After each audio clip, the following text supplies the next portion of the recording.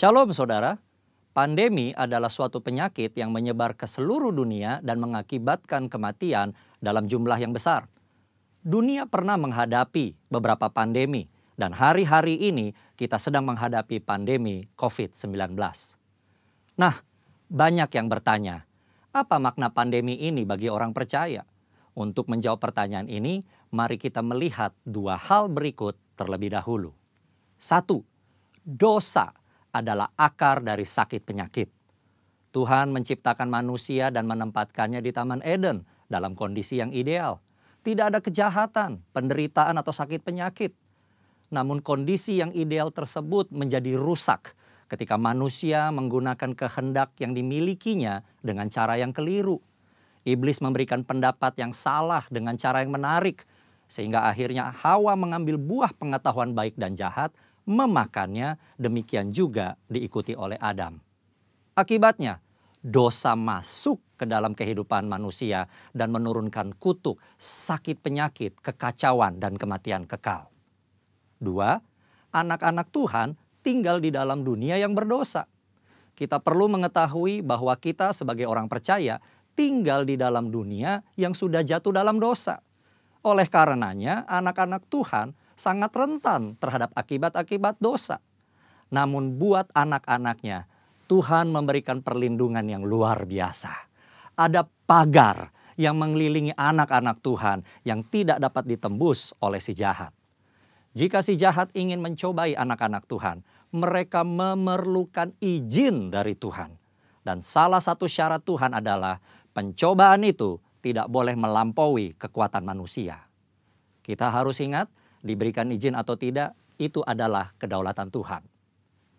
Pada hari-hari ini, iblis terus bekerja untuk meningkatkan pencobaan guna mengacaukan manusia.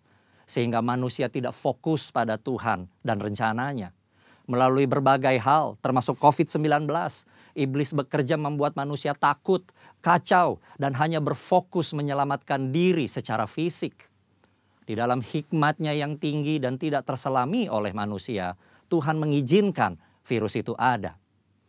Nah, berdasar dua hal tersebut, kini kita akan melihat kehidupan Ayub agar mengerti makna pandemi bagi kehidupan orang percaya. Saudara, Ayub dicatat sebagai orang yang saleh, jujur, takut akan Tuhan, dan menjauhi kejahatan. Tuhan memberkati Ayub dan segala usahanya. Ternaknya berkembang biak mencapai ribuan. Ayub diberkati dengan 7 anak laki-laki dan 3 anak perempuan. Semua berjalan dengan baik sampai suatu hari Ayub mengalami hal yang tidak menyenangkan. Semua anaknya mati, ternaknya habis, dan tubuhnya menderita penyakit bara. Ayub begitu menderita kesakitan sampai-sampai mengutuki hari kelahirannya. Ayub tidak tahu apa yang terjadi di hadapan Tuhan. Ayub 2 ayat 1 mencatat, pada suatu hari datanglah anak-anak Allah menghadap Tuhan, dan di antara mereka datang juga iblis untuk menghadap Tuhan. Iblis datang menghadap Tuhan dan meminta untuk mencobai Ayub. Tuhan mengizinkan hal itu karena Tuhan tahu bahwa Ayub dapat mengatasinya. Tuhan mengizinkan pencobaan ini adalah untuk menguji motivasi, memurnikan, dan menghasilkan pertobatan. Pada akhirnya tujuan Tuhan tercapai ketika Ayub berkata, hanya dari orang saja aku mendengar tentang engkau, tetapi sekarang mataku sendiri memandang engkau. Oleh sebab itu, aku mencabut perkataanku dan dengan menyesal aku duduk dalam debu dan abu. Ayub bertobat dan masuk dalam suatu dimensi rohani yang baru dalam hidupnya. Saudara, dari mempelajari apa yang dihadapi Ayub, maka ada 3 hal yang Tuhan kehendaki dari penyakit atau pandemi yang menimpa kita orang percaya. Yaitu, 1. Tuhan menghendaki kita orang percaya memiliki motivasi yang benar dalam mengiring dan melayani Tuhan. 2. Tuhan menghendaki kita orang percaya menjadi orang-orang yang murni. Jika diibaratkan emas, Tuhan tidak menghendaki emas 23 karat. Tuhan mau emas 24 karat. 3. Tuhan menghendaki kita bertobat, berbalik dari jalan-jalan yang jahat, dan bergantung hanya kepada Tuhan. Kesimpulannya, Tuhan yang kita sembah dan layani adalah penguasa yang maha tinggi. Tuhan yang berkuasa atas segala sesuatu. Tuhan memiliki banyak cara untuk membawa umatnya hidup dalam persekutuan yang indah. Pencobaan yang diizinkan oleh Tuhan ada dalam pertimbangan hikmat Tuhan yang sungguh alangkah dalamnya. Tuhan pasti akan memberikan jalan keluar dari pencobaan tersebut. Dan pada akhirnya kita semua masuk ke dalam dimensi yang baru. Tuhan Yesus memberkati. Amin.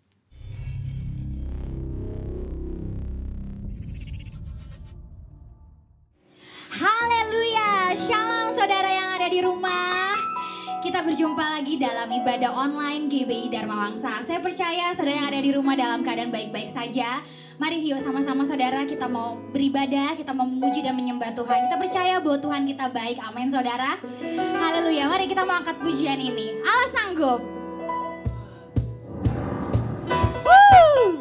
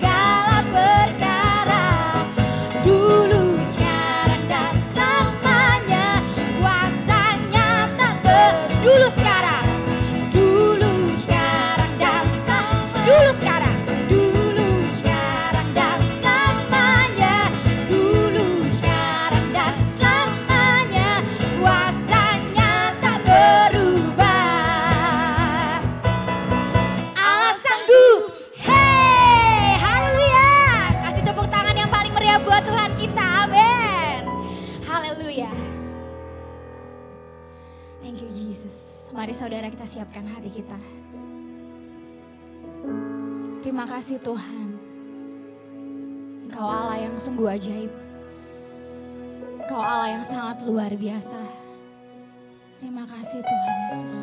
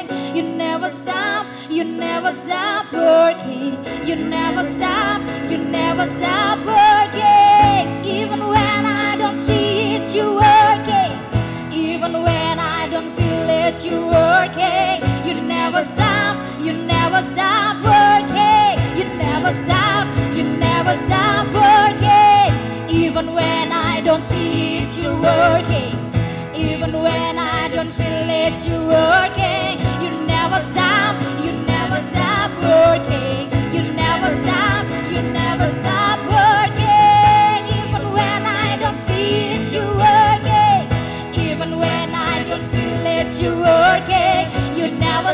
stop, you never stop working. You never stop, you never stop working. Even when I don't see it, you're working. Even when I don't feel it, you're working. You never stop working. You never stop, you never stop. Waymaker, waymaker, miracle worker, promise keeper, light in the darkness. My God, that is who you are. Come on, sing it. Waymaker, waymaker, miracle worker, promise keeper, light in the darkness. My God, that is who you are. Waymaker, waymaker, miracle worker, promise keeper, light in the darkness. My God, that is who you are. Come on, singing hallelujah.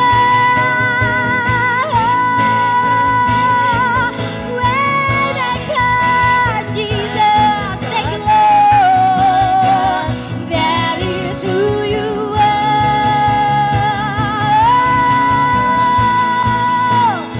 You are waymaker. Mari sembahnya, angkat suaramu, tinggikan Dia. Oh, Engkau Allah berkuasa, Engkau Allah yang ajaib, tiada yang sepertimu. Oh, Engkau besar Tuhan. Oh, thank you Jesus. Mari saudara, nyanyikan lagu ini dengan imanmu, katakan waymaker, waymaker, miracle worker, promise keeper, light in the darkness. My God, that is who you are. Come on, sing it one more time. Waymaker, waymaker, miracle worker, promise keeper, light in the darkness. My God, that is who you are.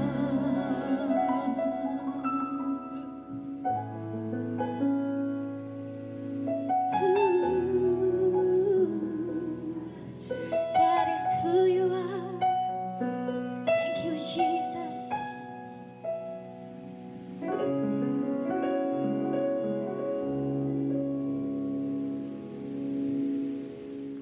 Oleh karena itu Bapak Ibu Saudara, firman Tuhan katakan jangan heran. Ya, bersukacita saja, bergembira, bersyukur. Bersukacita bukan karena pandeminya, bersyukur karena ada Tuhan yang akan menolong kita dalam pandemi. Firman Tuhan akan mengajar kita berjalan bersama Yesus bukan berarti kita, Bapak Ibu Saudara dan saya jadi orang hebat. Ya. Menjadi murid Tuhan, sudah melihat banyak mujizat Tuhan, mengalami banyak mujizat Tuhan, mengenal banyak firman Tuhan, tidak pernah menjadikan kita orang hebat. Karena begitu kita merasakan kita orang hebat, maka kita akan gagal. Begitu kita merasakan kita orang hebat, maka kita akan gagal fokus untuk melihat Tuhan Yesus yang hebat. Hanya Tuhan saja yang hebat.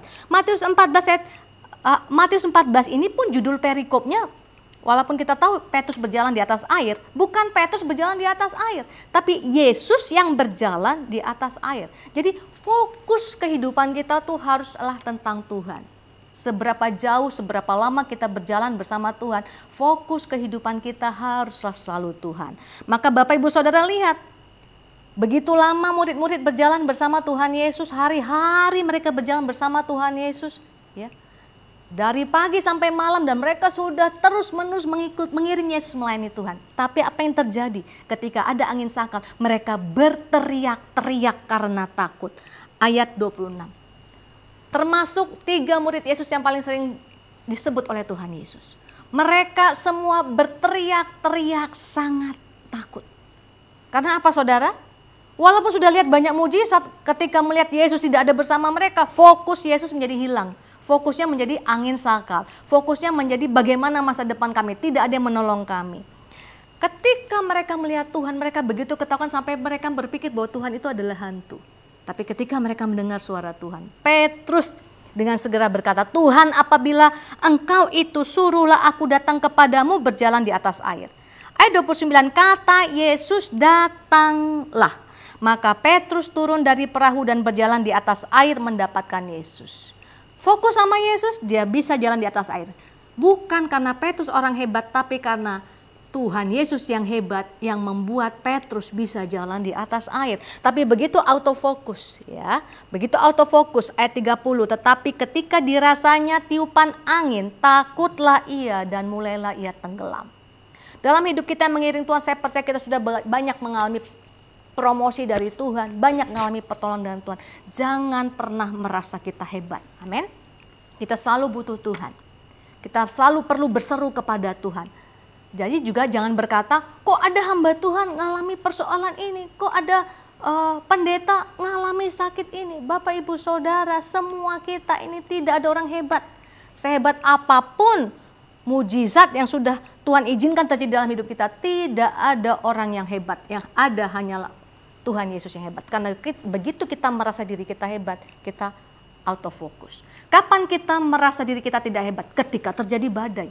Jadi badai itu sebenarnya membawa kita melihat jati diri kita siapa sebenarnya. Bapak Ibu Saudara lihat badai pandemi COVID-19. Tidak ada orang yang kelihatan hebat lagi. Ya. Tidak ada orang yang kelihatan pintar lagi. Karena apa? Tidak ada obat yang mengobatinya. Dokter-dokter di Italia itu sampai frustrasi Bapak Ibu Saudara. Karena mereka berkata ilmu mereka selama ini tidak ada artinya. Bahkan mereka jadi seperti orang yang menentukan siapa yang harus hidup, siapa yang harus mati. Karena waktu itu banyak kekurangan alat bantu nafas. Jadi artinya apa? Mereka begitu frustrasi. Dan ketika orang sudah frustrasi, Bapak Ibu Saudara lihat dalam postingan-postingan awal COVID-19, dokter, suster, tim medis ya, yang Kristen yang mengenal Tuhan bertekuk lutut di kaki Tuhan, nyembah Tuhan. Ya, di rumah sakit. Kenapa? Ketidakberdayaan. Ketika badai terjadi baru kita tahu siapa kita sebenarnya. Ketidakmampuan kita keluar daripada badai kalau Tuhan tidak menolong kita. Oleh sebab itu, jangan pernah merasa diri hebat ya. Ketika seorang muda berkata kepada Tuhan, guru yang baik, apalagi yang harus aku lakukan ya? Apa yang harus kuperbuat untuk memperoleh hidup yang kekal? Ini ada di dalam Markus pasal 10. Lihat di sini saudara, dalam Markus pasal 10 ayat 18, jawab Yesus, mengapa kau katakan aku baik? Tak seorang pun yang baik selain daripada Allah saja. Saya lama merenungkan ini Bapak Ibu Saudara. Ya jelas Tuhan Yesus itu baik, dia banyak tolong orang. Kenapa Yesus menolak ketika orang itu mengatakan guru yang baik? Dan Tuhan Yesus berkata, there is none good but one, that is God. Karena ketika orang ini datang kepada Yesus, dia hanya melihat Yesus sebagai sosok seorang manusia. Ya, guru. Ya. Guru yang baik. Apa yang akan terjadi kepada orang-orang yang hanya melihat Yesus sebagai seorang manusia yang diurapi Tuhan, ya mungkin nabi, guru melakukan mujizat. Karena ketika Tuhan Yesus ada di dalam kekelaman, ketika Tuhan Yesus harus disalibkan Bapak Ibu Saudara, mereka meninggalkan Tuhan. Mereka tidak percaya lagi kepada semua firman kebenaran yang Tuhan Yesus sampaikan.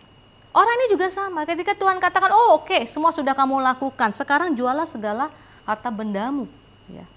Bisa didermakan, didonasikan kepada orang-orang yang miskin. Dia kecewa, pergi dengan sedih sebab banyak hartanya. Berarti dia tidak percaya bahwa kalau dia mengikut Tuhan, karena dia adalah bukan sekedar manusia biasa, dia adalah Allah yang menjadi manusia, maka Tuhan juga sanggup menggaransi kehidupan dia. Dia nggak percaya. Sehingga Yesus menolak waktu orang itu mengatakan, Yesus guru yang baik. Hanya satu yang baik, Tuhan yang baik, karena dia sempurna. Tidak ada manusia yang baik, semuanya sudah berbuat dosa, tidak perlu kita menyombongkan diri. Bahayanya Bapak Ibu Saudara, kalau kita dipakai Tuhan, kita dipromosikan Tuhan, di dalam Tuhan, oh bisa sombong. Ya. Orang lain bukan lagi melihat bahwa kita ini hanya perpanjangan tangan Tuhan. Seperti Petrus demonstrasikan jalan di atas ombak yang sedang bergulung Bapak Ibu Saudara, itu tidak pernah kehebatan imannya Petrus. Itu karena Tuhan yang memerintahkan dia. Dan dia bergerak di dalam iman, percaya kepada Tuhan. Tanpa Tuhan, nothing. Tidak bisa Bapak Ibu Saudara. Saya merenungkan, saya ingat sekali ya.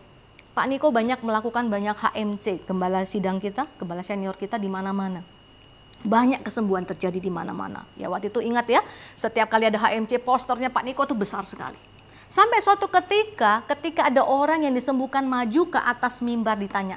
Pak Niko tanya nih, gembala kita tanya, siapa yang menyembuhkan? Orang itu jawabnya apa Bapak Ibu Saudara? Pak Niko. Pak Niko, puji Tuhan, gembala kita yang sangat takut akan Tuhan. Hatinya berdetak Bapak Ibu Saudara, dia takut akan Tuhan. Kok orang itu lebih kenal Pak Niko daripada Tuhan Yesus? Padahal pasti sebelum KKR Yesus itu sudah diberitakan, firman Tuhan sudah diberitakan. Tapi karena dia melihat yang mendoakan itu adalah manusia, yang tompangkan tangan itu adalah manusia. Dia lupa yang ada di mimbar itu adalah manusia. Orang lain lupa bahwa sebenarnya yang menyembuhkan itu bukan Pak Niko, tapi Tuhan Yesus.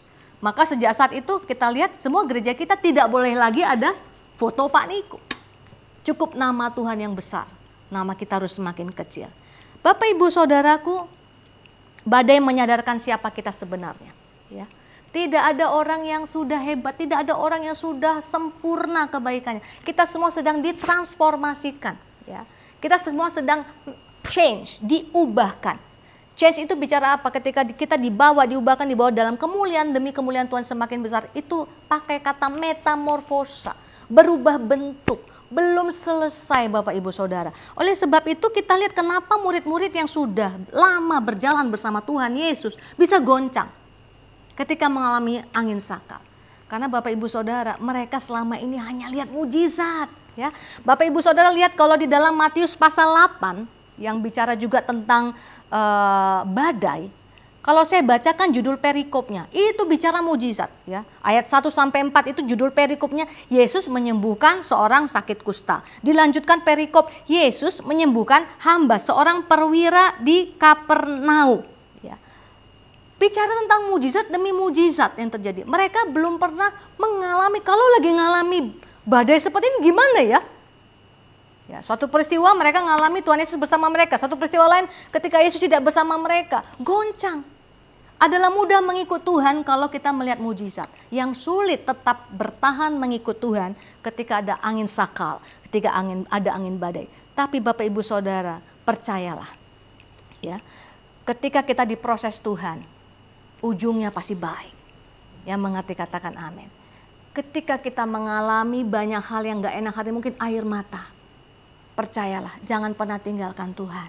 Itu sudah yang terbaik yang Bapak Ibu Saudara lakukan. Pasti semua akan baik.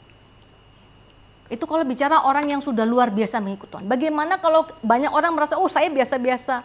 Hamba Tuhan besar saja goncang. Ya.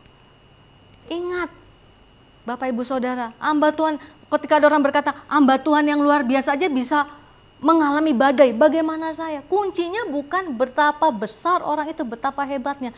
Justru semakin engkau merasa engkau biasa di hadapan Tuhan, Tuhanmu semakin luar biasa. Mari sama-sama kita baca Yakobus 5 ayat 17. Kita belajar dari Elia. Elia adalah manusia biasa sama seperti kita. Ditekankan oleh firman Tuhan, Elia adalah manusia biasa sama seperti kita, sama seperti Bapak Ibu Saudara dan saya. Dan ia telah bersungguh-sungguh berdoa supaya hujan jangan turun, dan hujan pun tidak turun di bumi selama 3 tahun dan 6 bulan. Ayat 18, lalu ia berdoa pula dan langit menurunkan hujan dan bumi pun mengeluarkan buahnya. Elia manusia biasa, artinya sama seperti kita pun kalau Elia bisa dipakai Tuhan, maka kita pun bisa dipakai Tuhan. Kalau mujizat Tuhan bisa terjadi melalui Elia yang adalah manusia biasa dan sama seperti kita, maka artinya mujizat Tuhan, penyelesaian dari Tuhan pun, pertolongan dari Tuhan yang dahsyat pun bisa terjadi atas kita. Kuncinya apa? Orang biasa yang bisa dipakai dengan luar biasa adalah ketika dia bersungguh-sungguh berdoa. Artinya dia fokus sama Tuhan. Di tengah-tengah kemustahilan Bapak Ibu Saudara, bisa turun hujan yang luar biasa. Elia manusia biasa. Selama Elia fokus sama Tuhan, dia mengerti bahwa dia orang biasa dan Tuhan yang luar biasa. Tapi apa yang terjadi kalau manusia biasa ini mulai autofocus dari Tuhan, mulai blur, gak lihat Tuhan? Itu terjadi bahkan ketika sudah terjadi luar biasa demonstrasi kuasa Tuhan, Dan dia menyembelih 450 nabi-nabi Baal, Bapak Ibu Saudara. Bukankah itu hal yang sangat luar biasa? Tapi ketika Ratu Isabel memerintahkan ya hukuman mati atas dia, maka dia begitu ketakutan. Ya. Bagi banyak orang ini aneh. Sudah mendemonstrasikan kuasa Allah, tapi kemudian seperti lari terbirit-birit ketakutan ke padang gurun. Karena Elia adalah manusia biasa. Seorang manusia biasa, kalau dia tidak fokus sama Tuhan, maka dia tidak akan melihat yang luar biasa. Manusia yang biasa itu bisa melihat hal yang luar biasa kalau dia tetap jaga fokusnya sama Tuhan. Jadi berjalan bersama Tuhan jangan pernah membuat kita jadi orang hebat, Bapak Ibu Saudara. Tetaplah jadi orang biasa tapi tetap fokus sama Tuhan. Rasul Paulus berkata dalam 2 Korintus 10 ayat 17, tetapi barang siapa bermegah, hendaklah ia bermegah di dalam Tuhan. Ayat 18, sebab bukan orang yang memuji diri yang tahan uji, melainkan orang yang dipuji Tuhan. Di dalam pandemi, dalam badai apapun yang kita alami, kita mau tinggal tetap jadi orang yang tahan uji. Maka resepnya adalah orang yang dipuji Tuhan, bukan orang yang memuji dirinya sendiri. Tidak heran Rasul Paulus yang luar biasa dipakai Tuhan menulis hampir bagian terbesar daripada perjanjian baru. Dia punya hak untuk bermegah. Dia punya kesempatan maksud saya untuk bermegah. Tapi dia tidak ambil itu. Orang bisa saja mengeluh-elukan dia, Bapak Ibu Saudara. Tapi dia tidak lakukan itu. Orang bisa saja mengejar-ngejar dia. Tapi dia selalu berkata, di dalam kelemahanku, kekuatan Tuhan menjadi sempurna. Bagaimana bisa Rasul yang luar biasa bisa seperti itu? Karena dia tahu semua yang terjadi itu kalau nggak ada Tuhan nggak mungkin terjadi.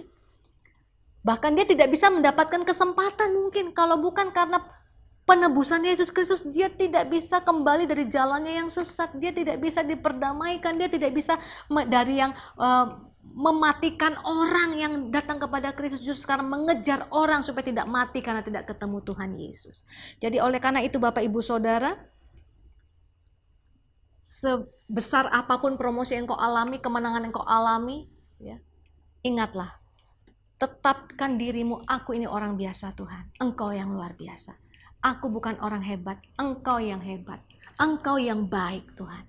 Maka Bapak Ibu Saudara, kita akan masuk dalam poin yang ketiga, berjalan bersama Yesus bukan berarti badai langsung reda.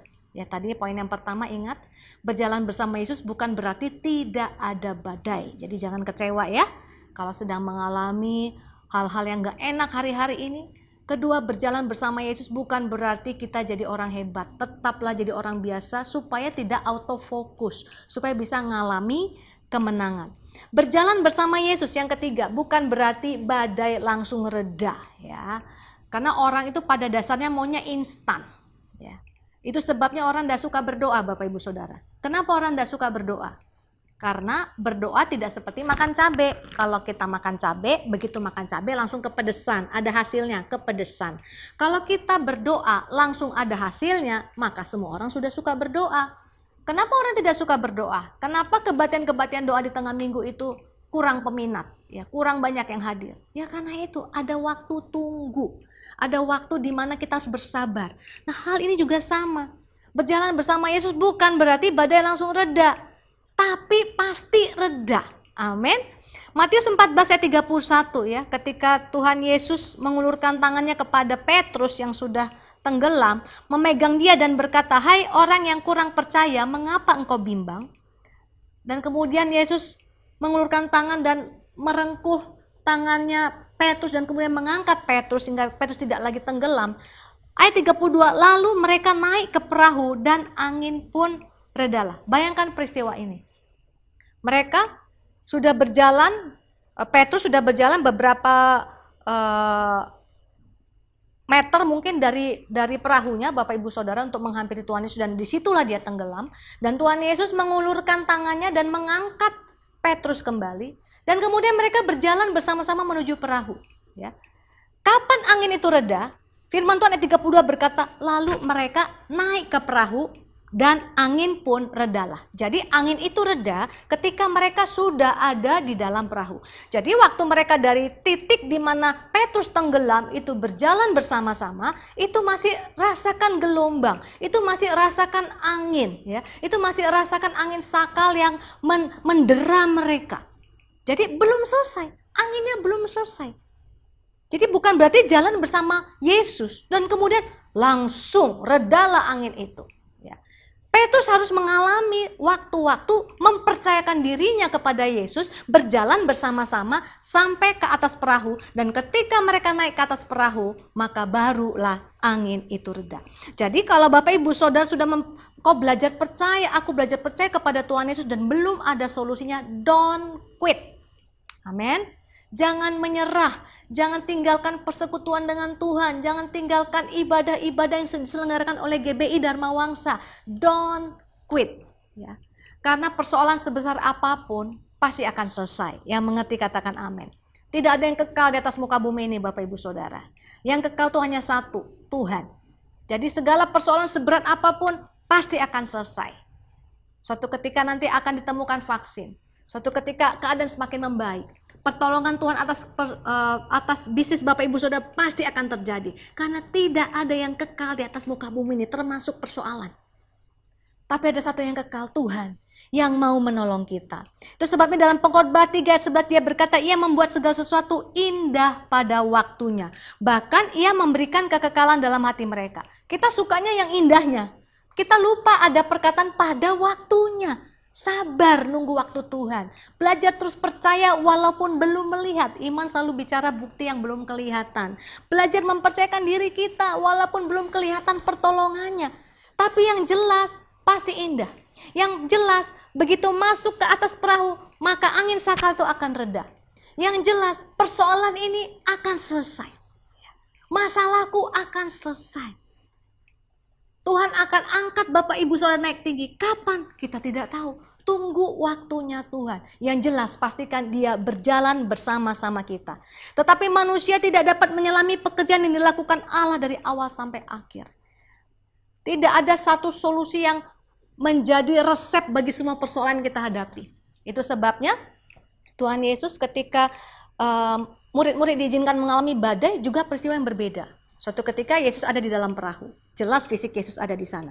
Tapi peristiwa ini Yesus tidak ada bersama-sama murid di dalam perahu. Tapi apapun jenis badainya, apapun jenis persoalannya, yang jelas satu yang kita tahu, Tuhan Yesus kita tidak pernah membiarkan kita.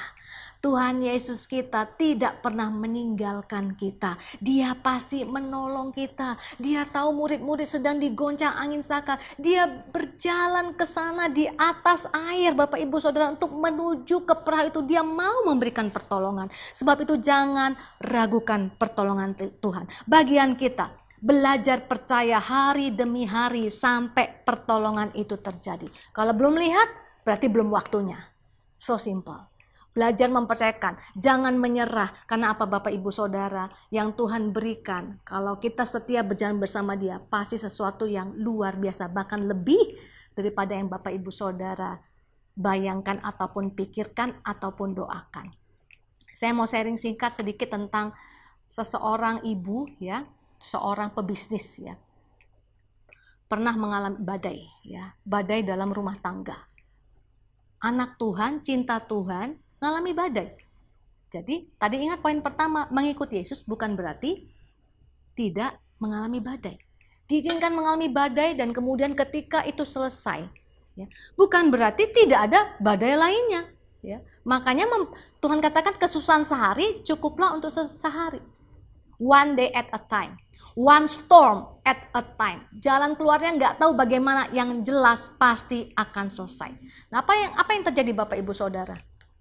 Dia tidak mau merasakan dirinya kuat walaupun dia sudah pernah mengalami pertolongan Tuhan dalam badai rumah tangganya. Terjadi badai lagi waktu pandemi. Kali ini apa? Bisnis pekerjaan usaha digoncang Bapak Ibu Saudara. Digoncang. Bisnisnya itu harus berhubungan dengan pelayanan tatap muka. Ya. Semuanya sekarang sedang online. Tidak boleh pertemuan, padahal itu harus. Bisnisnya ini nggak bisa dilakukan hanya sekedar dengan online Bapak Ibu Saudara. Jadi akhirnya dia kehilangan banyak hal, kehilangan pendapatan ya, sampai uang cashnya juga dia katakan tinggal sedikit. Tapi satu yang saya lihat, dia merasakan dirinya orang biasa. Walaupun pernah ngeliat pertolongan Tuhan. Tuhan tolong dalam badai rumah tangganya. Ini ada badai lain. Dia tetap jadi seperti orang biasa yang berseru kepada Tuhan. Aku butuh Tuhan. Ketika dia menjadi orang biasa, fokusnya tetap sama Tuhan. Bapak Ibu Saudara, saya kagum sekali waktu ketika ada salah seorang teman kami yang menjadi ODP dan harus pergi ke atlet ya, ke Wisma Atlet ya. Dia di tengah keterpurukan bisnisnya, dia di tengah ketidakmampuannya, dia masih support sahabat yang sedang ada di Wisma Atlet. Dia kirimin makanan, dia kirimin spray, dia kirimin apa-apa bahkan yang tidak dipikirkan oleh orang lain. Karena apa? Karena matanya fokus sama Tuhan. Uang tinggal sedikit, tapi dia tahu kalau aku memberkati orang lain, Tuhan suruh aku memberkati orang lain, pasti Tuhan juga akan memelihara hidupku. Ini bukti orang yang tidak autofokus. Ini bukti orang yang biasa. Hanya orang biasa Bapak Ibu Saudara yang bisa tetap fokus lihat Tuhan. Dan Tuhan berikan tuntunan. Ya, dia mulai buat roti ya. Memang dulunya sering bantu bikin roti sama papahnya, dulu pernah punya usaha roti, tapi sekarang usahanya nggak ada hubungan dengan roti. Dari dia kerjakan Bapak Ibu Saudara hanya untuk keluarga. Dia bagikan ke teman. Nah, karena ini orangnya suka memberi, dia bagikan ke teman. Temannya bilang enak. Lama-lama minta dibikinin, akhirnya orang mulai beli sama dia. Dari 1 customer, 2 customer, 3 customer. Saudara, apa yang terjadi? Terjadi pelipat ganda. Dan dia nggak lupa sama Tuhan. Dia donasikan bagi orang-orang yang kekurangan. Dia berikan makanan, dia berikan banyak hal Bapak Ibu Saudara untuk orang-orang yang kekurangan. Bapak Ibu Saudara, kemarin dia bersaksi kepada saya, dia bilang, saya nggak pernah membayangkan bahwa usaha yang tadinya bukan usaha loh Bapak Ibu Saudara, masih mending kalau cabangnya bisnis. Ini bukan hanya ada sekedar hobi. Hari ini bisa menghasilkan keuntungan yang luar biasa. Ya, buat rotinya bisa ribuan satu hari. Kemarin dia sharing cerita sama saya, dia kirimkan gambar videonya. Sudah beli oven itu udah yang kelas pabrikan Bapak Ibu Saudara. Satu yang saya belajar, ya, ketika terjadi badai, dia tidak heran akan nyala api siksaan, tapi mendekat kepada Tuhan dan tetap merasakan dirinya orang biasa sekalipun pernah melihat glorinya Tuhan. Ini membuat Bapak Ibu Saudara ketika dia mengalami badai berikutnya, dia tahu solusinya harus datang sama Tuhan dan pasti akan selesai. Ya. Orang yang sudah pernah mengalami glory berjalan bersama Tuhan Bapak Ibu Saudara, itu sudah naik tingkat lebih tinggi, imannya diangkat lebih tinggi lagi. Ketika ada persoalan lebih berat mendera dia nggak gampang putus asa. Itu sebabnya yang membedakan orang yang disuruh pulang tadi dengan orang-orang murid-murid yang naik ke perahu dan mengalami angin sakal. Nah, hari ini putuskan Bapak Ibu Saudara, tetaplah setia mengikut Tuhan. Walk with Jesus in any situation. Yang jelas badai pasti berlalu. Pandemi COVID-19 pasti berlalu. Dan pastikan kita tetap berjalan bersama Yesus supaya kita mengalami glorinya Tuhan, kemenangan gilang gemilang dan segala hormat kemuliaan bagi Tuhan. Mari kita berdoa. Bapak, Ibu Saudara, kita arahkan hati kita kepada Tuhan Yesus. Kita bersyukur. Terima kasih Tuhan, karena Engkau tidak biarkan kami sendirian. Terima kasih Tuhan, kalau Engkau berjalan menuju kepada perahu kami Tuhan. Terima kasih Tuhan, kalaupun mungkin kami seperti Petrus mulai tenggelam, Engkau mengulurkan tangan-Mu kepada kami. Dan Engkau tetap mengiring langkah kami Tuhan, sekalipun masih ada angin badai di sekeliling kami. Tapi yang jelas ketika kami naik ke atas perahu Tuhan, angin itu berhenti karena Engkau lah yang memerintahkannya. Karena Engkau di atas segala-galanya, nama-Mu di atas segalanya. Oleh karena itu seberat apapun persoalan kami hadapi hari-hari ini, Engkau Tuhan, Raja di atas segala nama, di atas segala nama. Engkau yang akan menyelesaikan semuanya bagi kami. Dan kami mau tetap tegak berdiri Tuhan sampai Engkau membawa kami dalam kemenangan yang Engkau janjikan. Berkati GBI Dharma Wangsa, Gembala, pelayan jemaat dan semua jemaat ada dalam pemeliharaan Tuhan. Dan firman Tuhan tergenapi dalam hidup kami semuanya. Di dalam nama Tuhan Yesus yang sudah diberkati, bersama-sama katakan amin.